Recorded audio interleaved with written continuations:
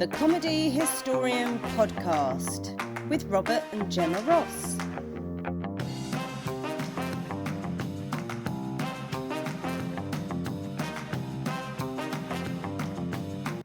Hello chums, it's Robert Ross here and I'm joined by Gemma Ross. and we are the Comedy Historian Podcast. Welcome. This is a little bit of something new and fresh and exciting, and we're going to do this on a regular basis, I think.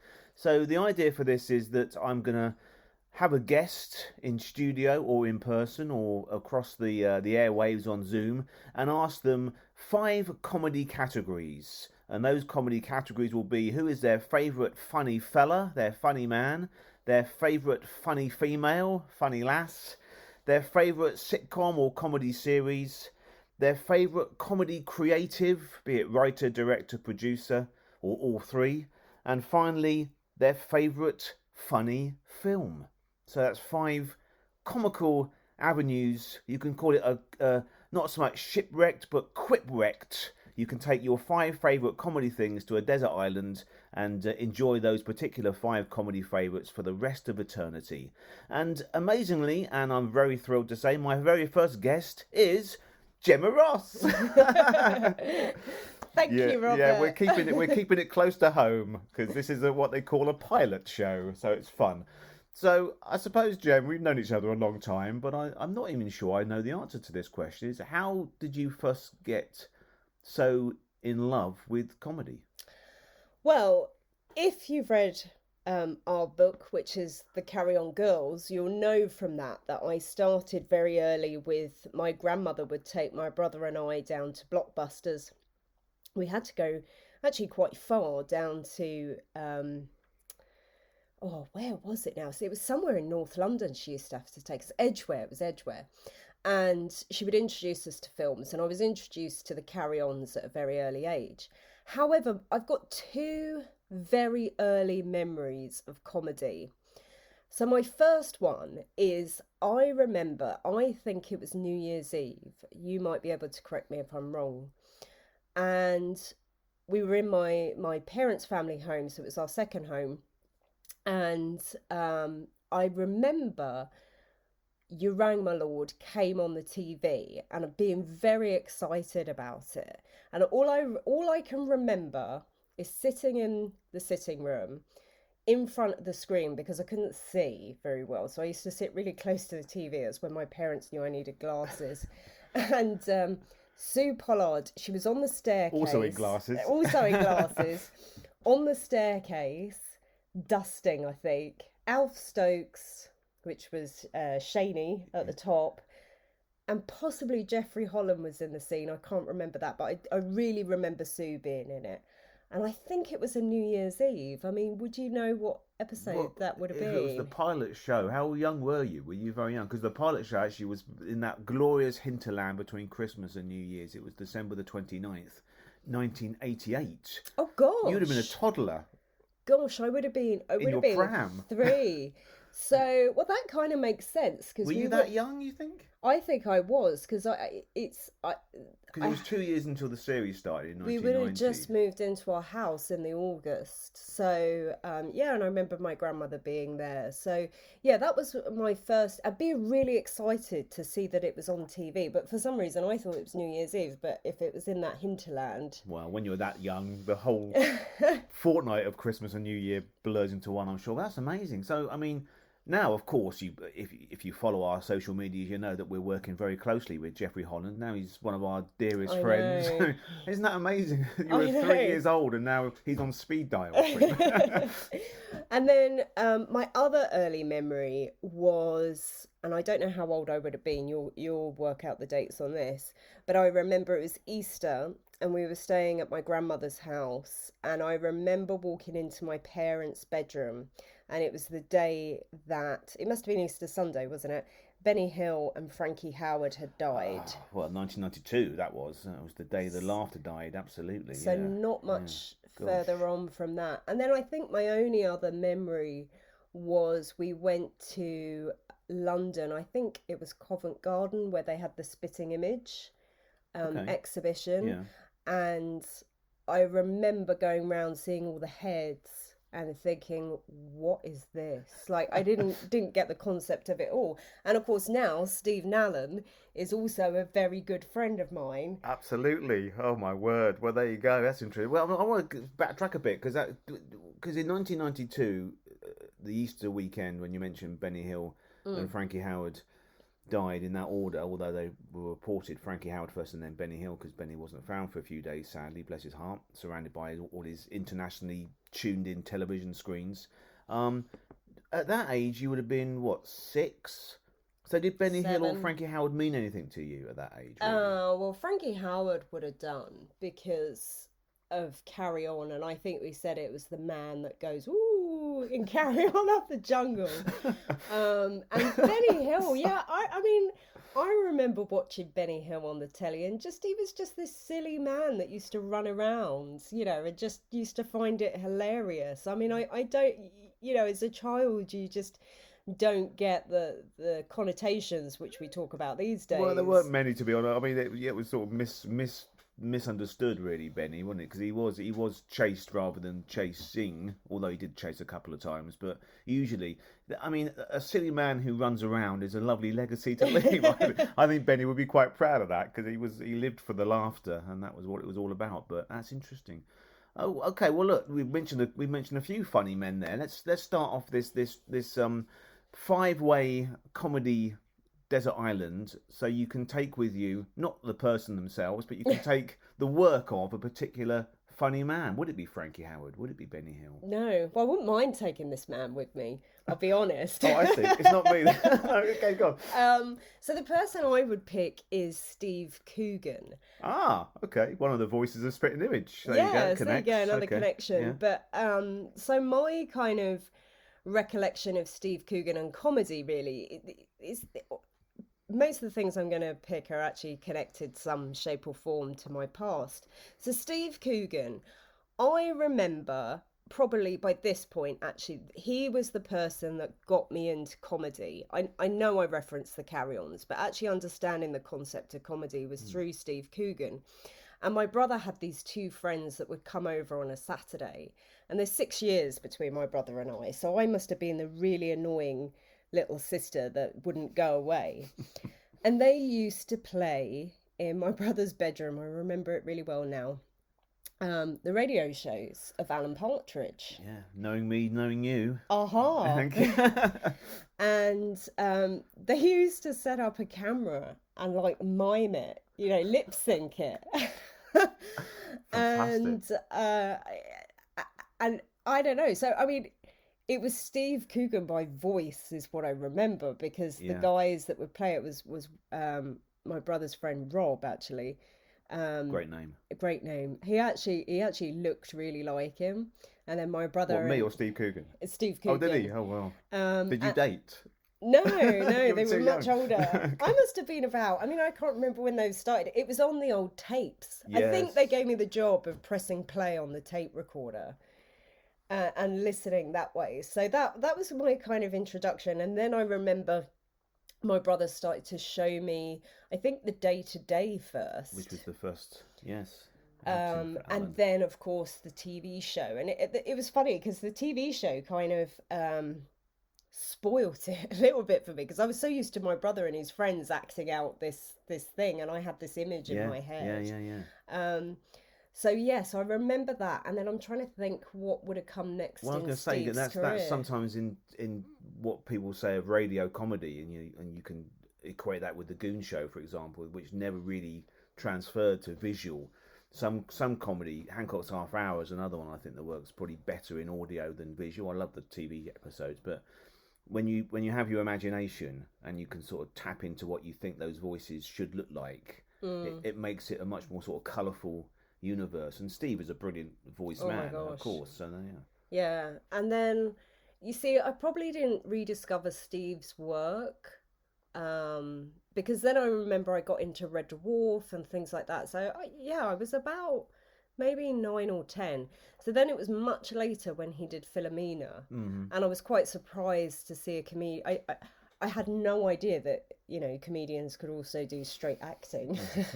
And I absolutely love that film.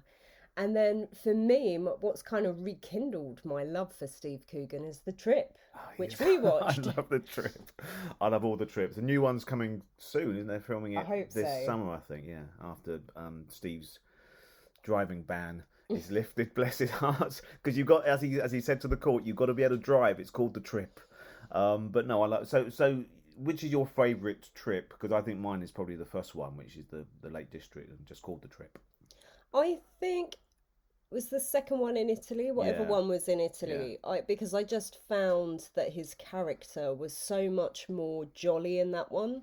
The first one, I felt he was quite sad, and it sort of disappointed me because I've got very much a rose-tinted glasses of Steve Coogan. You know, it just reminds me of my childhood. So seeing him being the sort of depressive that he can be. They're sort of heightened versions of him and Rob Brydon, aren't they? So yeah, I think he was going through a bad time then, and he channels it into his comedy. But I mean, having said that, and I was going to we mentioned the Goon Show just prior to that, and Steve Coogan was often, certainly 10, 15 years ago, was often cited as his generation's Peter Sellers, and we were very lucky to see Steve give 4 performances, beating Peter by 1 performance in Doctor Strangelove in the West End, just before Christmas, which was amazing, wasn't it? And just such a diverse actor, really. I mean, obviously he did his Savile, what was that, about 18 months ago?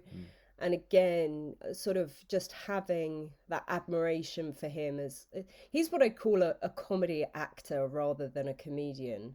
In my head. So, and also playing a great comedian, but in a serious performance, Stan Laurel, of course. Oh, of course, yeah. Which it was funny. We were watching something with him the other week, and we were like, not actually with him. He was probably in it, but he was saying, he said, "Oh, I feel like he's going into that Stan Laurel voice." Oh God, what was was it? something we saw. Maybe it was the was it the 4th trip? Was it the Greece? Maybe. Trip, I think, because that's quite an upbeat one. There's a scene, that's right, because spoiler alert here, it's, as I say, it's heightened reality, so it's all it's sort of happening, but in that series, the trip version of Steve Coogan, his father dies, and there's a lovely sort of somber moment, and he does act brilliantly in those shows, in between all the wonderful sort of trying to outdo each other for impersonations, the Michael Caine face-offs and all that. I think it might have been The Trip, but he's a brilliant actor, and of course he's got this new film coming out which we want to go and see soon. Penguin Lessons. Penguin Lessons, yeah. Yeah, which looks incredible. But also, the other thing I love about Steve Coogan, and again, this is a right throwback to those early Alan Partridge years of knowing me, knowing you. His love for Roger Moore. Oh, God. Because to me, Roger Moore is just the most hilarious Bond. I love him to bits, and he's kind of my favourite Bond. Always leave them wanting more. Exactly. Roger Moore. Steve Coogan is always, the way he does him. I mean, Rob Brydon's very good, and I love Rob Brydon. He's another one of my comedy actors up there, but I just love Steve's impression of him. Well, he narrated, we did Roger's voice for that wonderful documentary over Christmas, didn't he? And beautifully, because it's almost like you think it is Roger Moore, and then it cuts to Steve in the studio recording it. And you're right, Gemma. His passion for the James Bond films in particular. Well, you referenced another one of the Alan Partridge TV shows. Stop getting Bond wrong, because Alan Partridge is obsessed with Bond as well. Yeah. So there's a lot of Steve in Alan. Obviously, I think he says now he's getting more and more. The older he gets, the more he becomes Alan Partridge. It's a complete comedy performance. But no, I agree. I think Steve Coogan is absolutely brilliant. I would watch him. He's one of those performers who I would watch in anything. I'd give it a try just because he's in it, basically. Yeah. Which is, Okay. Lovely. So, All right. that's my comedy actor. And you fancy him. Steve, shaky fist for the audio audience here. Okay, so we've had our funny fella. What about our funny female? Well, a funny female, again, this now probably links into my early teens, so 12, 13. And again, I owe it to my brother. I mean, my brother's really been my guiding light in comedy until I met you, Robert. Thank you. Shout out for Lawrence. I thank him for sort of preparing the way for you to enter. Can you be sorry? Bit of a Frankie Howard moment back there again. But anyway, go on, carry on. So the very first thing he showed me with this actor or actress, I should say, was Abigail's Party. So it is Alison Steadman. And I absolutely loved her playing Beverly, and I just loved, even the start with the music, the "Love to Love You, Baby," and just her whole performance. And I remember thinking as a kid, if I ever become an actor, that is what I want to be, is like her. And he showed us this film. I was actually with my cousin Helen. She was visiting for the weekend, and he showed us this film. And to this day, I know she still says, "Oh, I never forget when you showed us Abigail's Party." And I just thought it was such a great play. And if I was to ever act, I would probably want her role, because it's amazing. But he also showed us, and I think this is a bit forgotten about now, Nuts in May. Another Mike Lee. Another Mike. Well, yeah. Mike Lee is also up there for me. I do love his work, but I won't digress too much. They were quite intertwined at the time, weren't they? Obviously, they were together, partners and creative partners and all that. But yeah, I mean, it's a great thing about Alison Steadman too, and a lot of our mutual favourite actresses. In a comedy performances, there's a real truth and a real sort of reality to it, isn't there? You understand that character and you feel sorry for that character while you're laughing with her, don't you? Well, and the character of Beverly, really, she's not very nice. She's just, she's horrible to her husband, Lawrence. She's an absolute man-eater. She's not particularly nice to the two females that come in either. But you end up loving her and you can't stop watching her on screen. Yeah.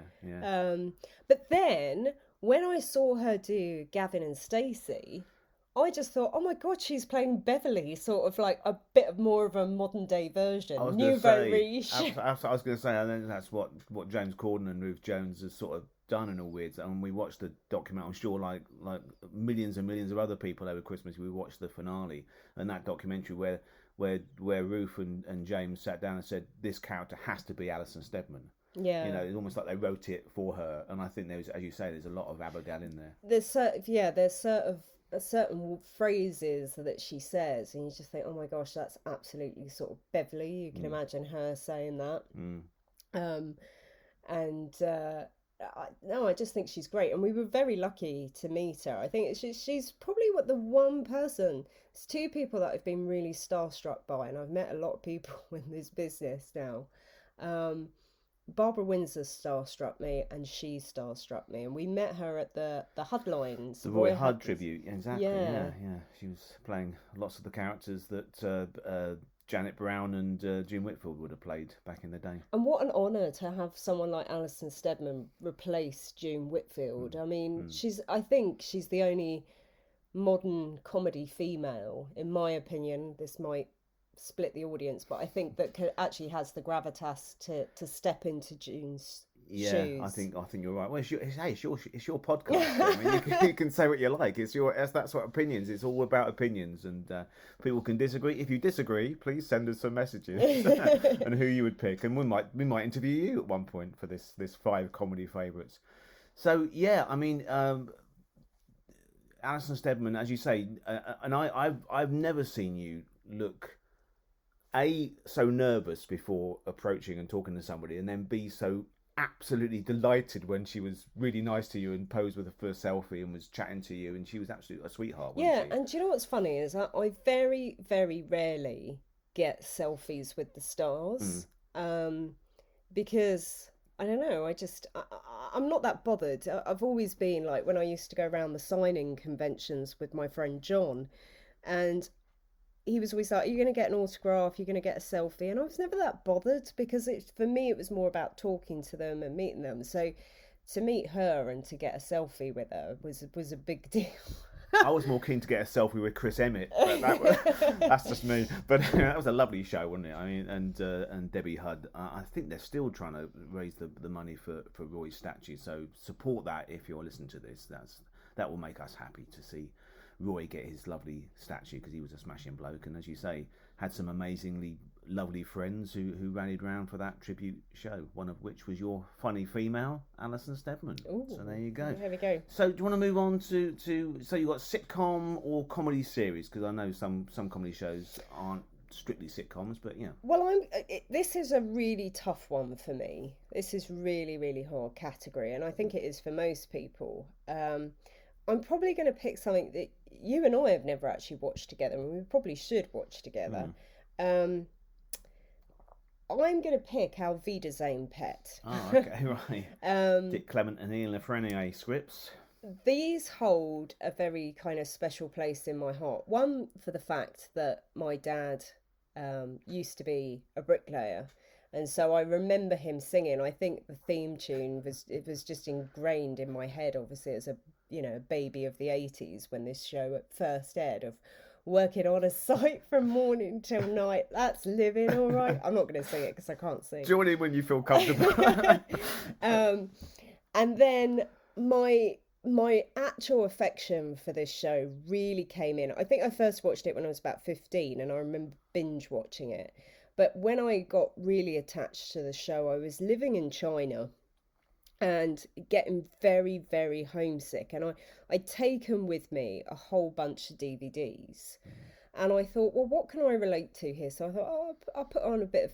I watched a heck of a lot of comedy because I think I was quite lonely, and it was a real comfort blanket. But I thought, well, I'll put Our Wiedersehen Pet on, and it resonated so much of just being, thrown together with a bunch of people, because I was a teacher out there, and so I was thrown together with a whole bunch of teachers, all from different parts of the UK and America and Canada and Australia. So, we had all the accents like they do in the show.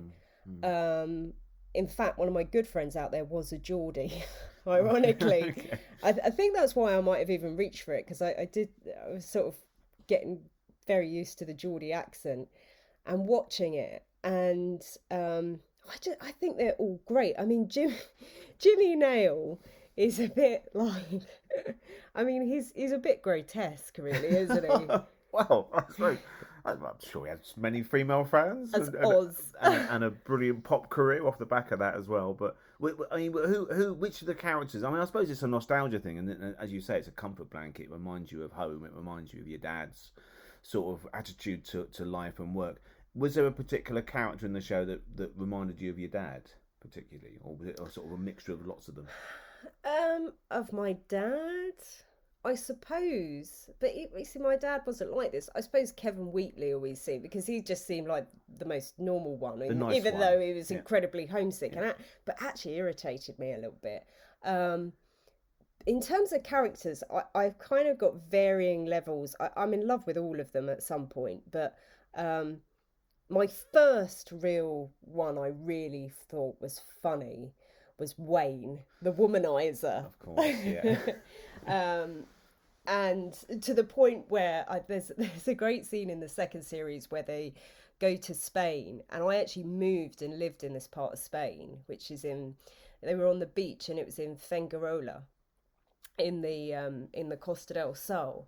And when I took my brother out there for the first time, he was like, we've got to go to the Our Wiedersehen beach, because Wayne walks along this beach and says, on the beach, we can let it all hang out on the beach. And I just thought it was so cool and so funny.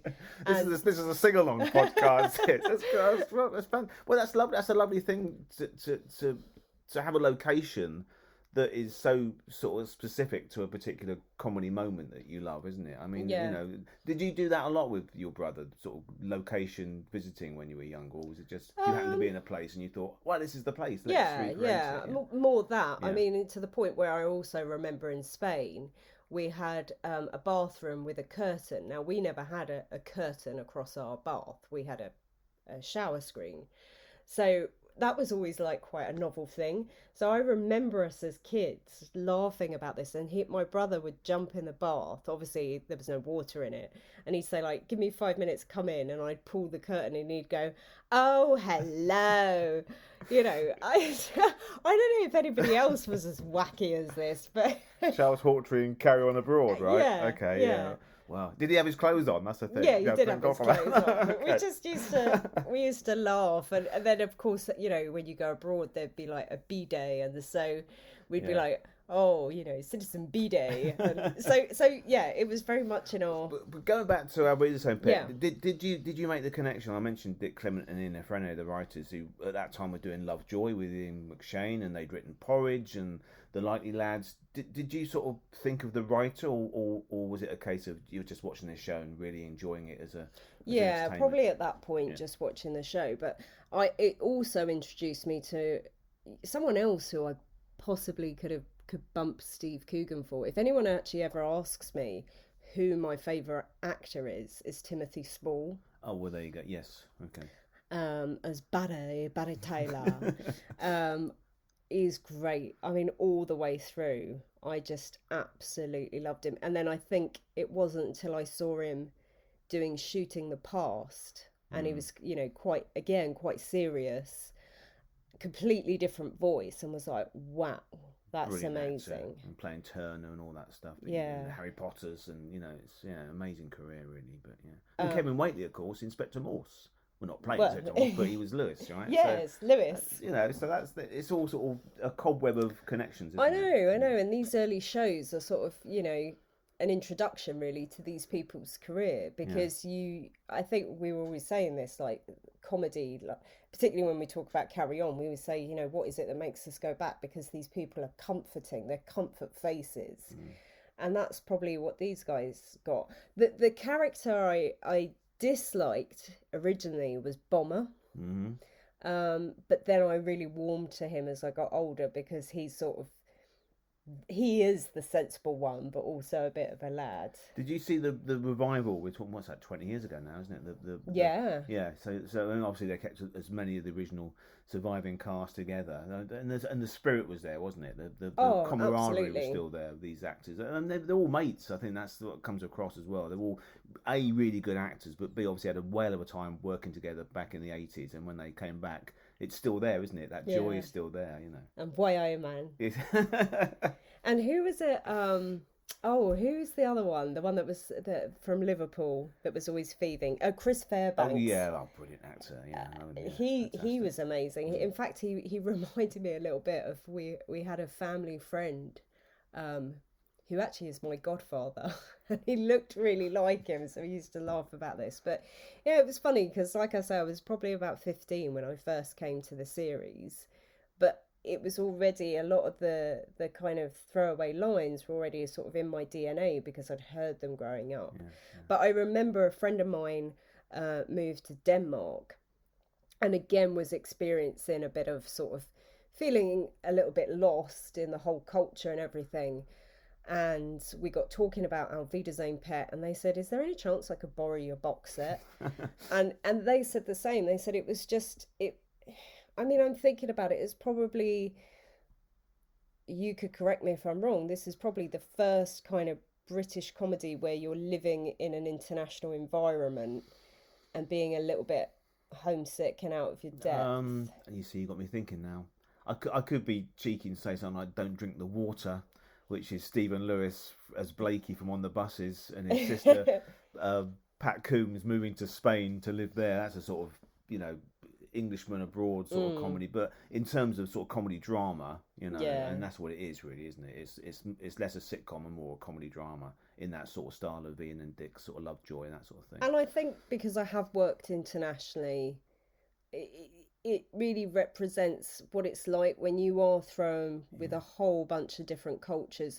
You all speak the same language within your expat community. You can all speak English, but culturally you're quite different because you might be from the north or the south or the Midlands, and I think they really got a beautiful balance of that. And to twist it on its head, of course, non-English speaking people coming to England Yeah. mind your language, right? You know, I mean, as a teacher, I mean, I was going to say, would your dad say that the representation of builders in Alfred Zane Pet was totally authentic? Probably. And yeah. would you say the experience of being a English as a foreign language teacher in mind your language is pretty authentic? Yeah, I mean, to be honest, mind your language. I've never had a classroom quite that diverse. You usually have a more majority culture, but yeah, it's definitely the quirks and things. So yeah, so fantastic. Well, okay. I mean, so we've categorically worked out that it's not Dick, Clement, and Ian Lafreniere that is your creative. I'm afraid favourites. not. Sorry. So because we'll move on to that then. So you can have a writer, a team of writers, a director, producer, an auteur, whatever you fancy for your creative. Well, this is probably going to be quite an obvious one to most people, and actually quite a hard one, because I never learnt to appreciate the writers so much until I met you, Robert. But and sort of became aware a lot more of the writers. This is why we started right on comedy, wasn't it, as well? But I mean, but yeah, I that was my one sort of the hill I will die on, if you like, is that it all starts with the written page and the comedy writers, which I champion. My favourites. We should have mentioned Vince Powell when we talked about mind your language, but yeah, go on, you're creative. So like I say, it's probably quite an obvious one, but this is somebody who genuinely, if I knew this person had written the comedy, I would automatically go and watch. So mine is John Sullivan. Well, yeah, great choice. Yeah. Now, I do love Only Fools and Horses, but that's not the biggest reason why I love him. There's two for me that I think are a little bit unsung comedies. So the first one I was introduced to by my mum told me to watch this, and I think, because thinking about it, she's quite like the character in it, is Just Good Friends.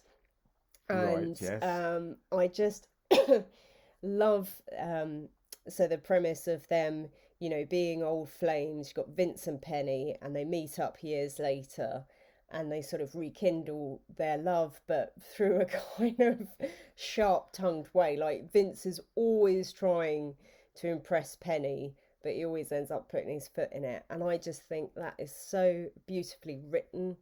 It's so natural as couples. Jan Francis as Penny is just absolutely gorgeous. Fantastic, yeah. And Paul Nicholas. Paul Nicholas Vince, is course, just, yeah. He's hilarious in that. I mean... But you're right, because I've not seen that for so long. I mean, probably a few years after it ended, I probably had a rewatch, or when the DVDs came out a few years after it ended. But you're right, it's such a beautiful, the two actors together, and the writing is so effortless that you almost forget it's being written. You know what I mean? It's almost like a natural conversation between two people, which is the greatest compliment any writer can have. If you forget it's been written down somewhere, and it just seems like it's being spontaneously made up. You know? And it's very basic premise of will they, won't they get together? You know, how many times has that been done in a comedy? Absolutely, yeah. They're always doing that. Yeah. I mean, you know, we referenced Gavin and Stacey earlier, and so it was the whole thing of James Corden and Ruth Jones. Will they, won't they? Absolutely. Will they, won't they? And Absolutely. it's such a simple it's kind of premise. Oldest story, isn't it? Really, but and I love Penny's dad in it. Who played that? Oh, John Ringham. Yeah. Brilliant actor. Who was in the first episode of Dad's Army. He was indeed, and that was all, I think, as far as I remember. I think he got cut. But good, because he went on to do great Just actor, Good Friends. Great actor. And he's also brilliant in the very early Doctor Who. He's in the Aztecs with William Hartnell, which I'm sure that's the one that everybody will remember if they're cult TV fans. But John Ringham, just such a lovely, sort of solid, safe pair of hands, good theatre actor. Yeah, brilliant. And my favourite thing was that her mum used to call Vince Thing. His thing coming round, his thing. And that's Did your mum call me that? You have to ask her. So you said Only Fools and Horses less so, although you still love Only Fools. God, I love it. I love it to bits. But you know, the second one I have is actually sort of moves into my sort of later life. So once I was back living in the UK, I just bought my flat. And what do you do? Because you've been out of the country for a year and friends and things have moved on. So I joined a meetup group, and it was there that I met my really good friend John. And John and I met. It's quite a funny story, actually. I never forget, he was at the bar and he said something like, he went ding dong, and I said, "You're not wrong," and that was it. We became, well, we're lifelong friends now, and we had the rest of the night just talking about comedy. And we got talking about, he said, "Have you ever seen Dear John?"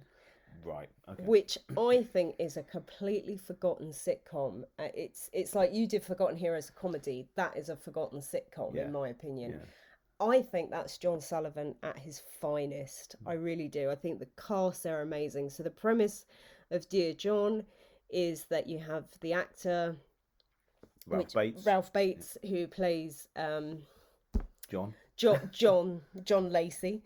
And he's split up with his wife. He's received the Dear John letter that she's moving out with his, I think his best friend or a friend of the family's, some, fitness instructor. And he decides to join the one-to-one club, which we used to laugh and say is the modern meetup, because, essentially, why is everyone going to these things? Yeah, okay, to make friends, but really, you might be on your own, so you're sort of hoping you might meet someone there. Yeah, of course. Yeah. It's I'm being really honest here, and he does meet an eclectic group of people, and I think Rachel Bell, who is were there any sexual problems? Frustrated group leader. Yeah. Louise, isn't it? It's That's Louise right, yes, she plays, is just, oh god. But you're right, John Sullivan's so brilliant at writing all those characters, and quite rarely for a male writer, he writes really, really good, strong female characters. Yeah. Which she is one of them for sure. Yeah. In fact, all the women characters in that show, Sylvia's a little bit wishy-washy, but I think Sylvia doesn't come in maybe till a bit later. And Mrs. Lemensky, absolutely mad person. She's just incredible. And then I love Kirk St. Moritz. Of course, yes. Who actually turns out to be a bit of a dweeb, and he's spoiler alert there. And then of course you've got Rafe. Yeah, Peter Denyer. Yeah, Peter Denyer, who, I probably didn't realise how much Peter Denyer had done until I watched Dear John. I actually thought he was like that, and then saw him in other things. And of course, he was in Police Sir, not realising at all that he played Dunstable, and just a wonderful actor. Good theatre director as well. He did a lot. He's brilliant. Yeah, much missed. But there's so many great lines. If you don't want my peaches, don't shake my tree, and it's just so would you revisit Dear John on a regular basis then? Would you sort of binge the whole lot, or would you just pick a favourite episode, or how would you binge it? Binge the whole thing? Often. Especially if we'd gone to a funny meetup, and I remember like my friend who, as I said, is called John. He's not John Lacey, although he is a teacher, so maybe there is a connection there. Sorry, John. He didn't know John Sullivan, did he? Oh God, there was a great line in it where his friend says to him, the girls are leaving the school. I mean, gosh, you may not get away with this gag now. The girls are leaving the school, and he's they're going, "Night, sir, night, sir," and his mate teacher comes up to him and says, "Whoops, there goes another teacher's career." And so, like, this is Sing Along with Gemma, folks. Yeah, well, I mean, we could talk a little bit about that. I mean, can you detach the part of your brain that you think they wouldn't get away with that now, or they wouldn't even try to get away with it now, but still find it funny? Can you sort of put it into some sort of historical context and watch? Because I certainly can in terms of comedy. But the thing is, schools are institutions like the NHS, like hospitals, and so, talking to John about this only a few weeks ago, we were saying about, we have to now be very careful in schools what we talk about and things that happen. But if you do talk about school, you'll find the funny moments, and there are a lot of funny moments in a school. They might not be funny for the right reasons all the time, but you have to laugh at things because, you know, particularly John and myself, we teach hormonal teenagers. So you've got to be able to laugh at things. And so you may make a jibe like that, like, whoops, there goes another teacher's career. And you were once a hormonal teenager, so Well, so can you relate to that's the whole point, I suppose. You can be a brilliant teacher, but also relate to the problems they're going through, can't you? yeah, maybe there's a bit of detachment from that. I've never sat and thought, oh yeah, I went through that. I think that's that whole idea of, oh, I'm being humble and I can relate to it. I think I always say when I teach kids, I just think they're kids, you know, Yeah, yeah. they're allowed to make mistakes. That's why they come to school. It's our job to help them, and you pick your battles. So sometimes you can completely in a classroom diffuse a situation if you just laugh. And I'll give you an example. So like when I was at school, I remember, this is quite funny, this, a kid farting in the class. And, you know, we had quite a stern English teacher, and she said, resist the temptation. And you just saw everybody's shoulders sort of moving.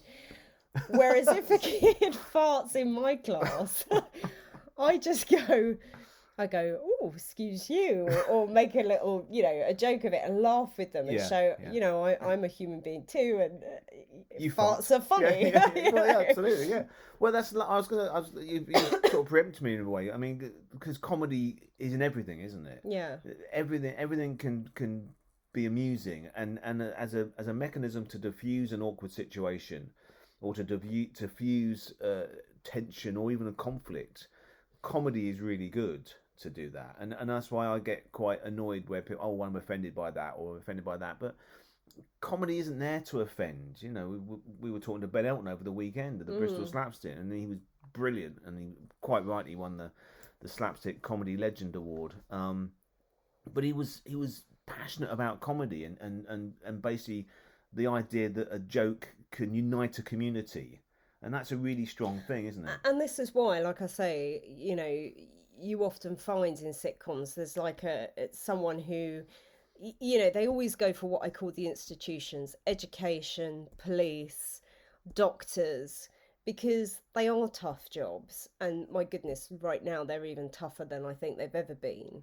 And so you have to find a laugh.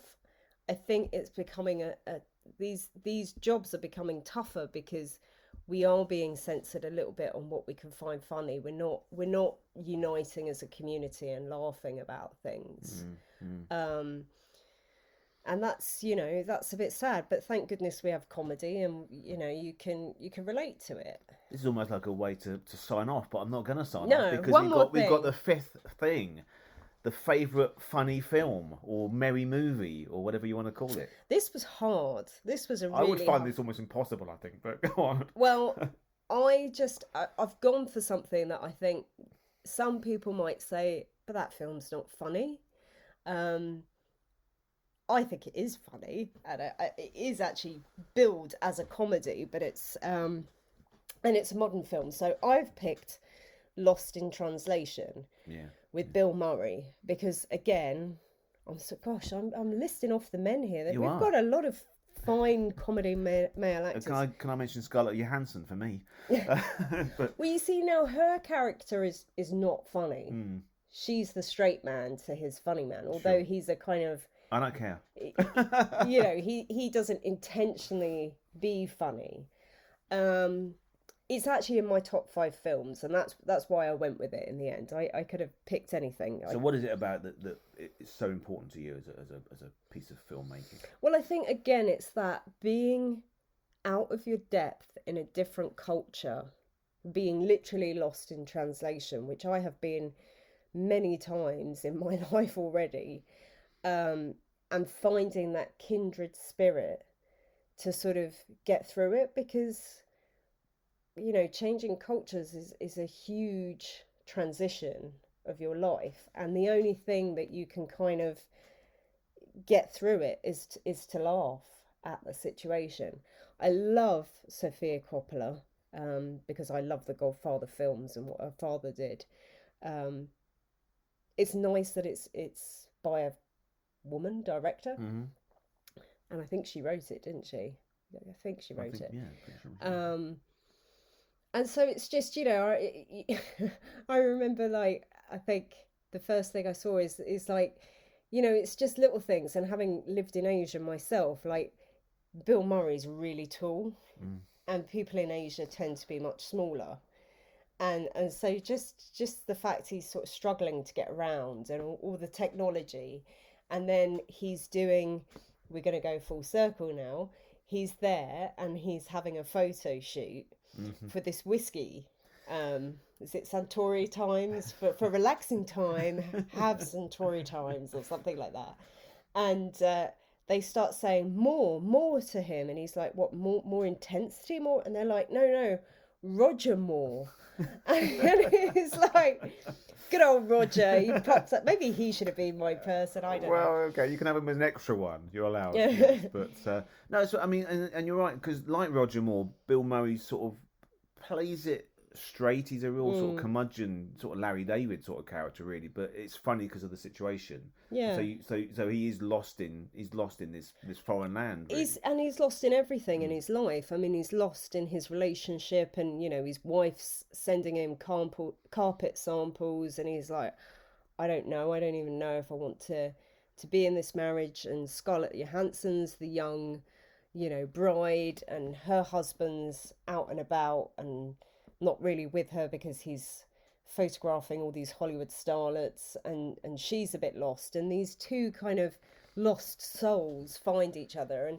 And I think the best thing about that film is actually the ending, which I remember pausing, going backwards on the DVD, because it would have been DVD by this point, trying to work out what she whispers in his ear, and eventually coming to the conclusion it can be whatever I want it to be, and I can end that story any way I want. And that's what I think is so beautiful about that film. So I know it's not necessarily always a laugh out loud belly laughter film, but I think it just shows comedy in a different genre.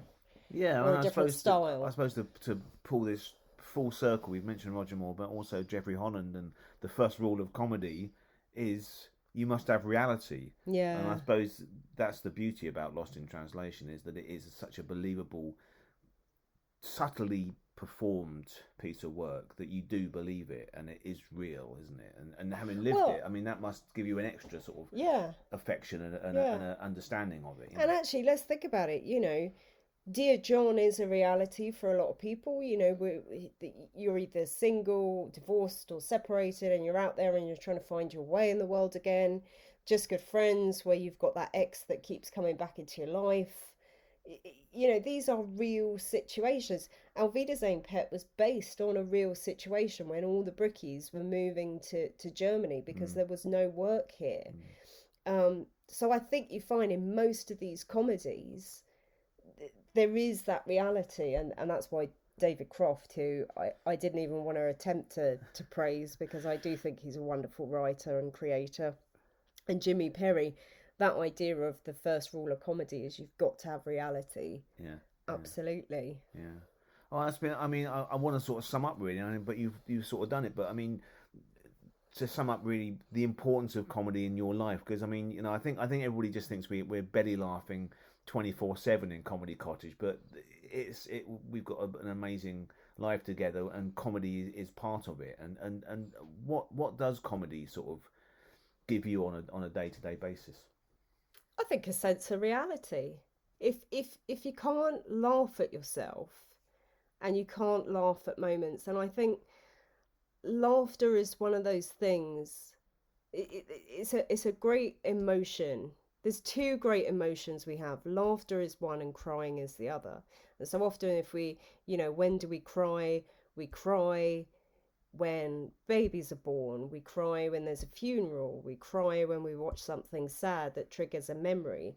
When do we laugh? Well, again, it's a shared experience. And I think, you know, that's what comedy gives us, is this shared experience and this community. And when we do go out on the road and we meet people, and they say when they watched us doing, you know, the YouTube videos and the Facebook lives, and hopefully now this, they say, you know, they've got that little connection to us, and that's a beautiful thing to be giving to the world. Oh, that's gorgeous. Well, yes, this year comedy is the answer. Thank you to producer, writer, co-author of the Carry On Girls, and much more to come, Gemma Ross. Thank you so much.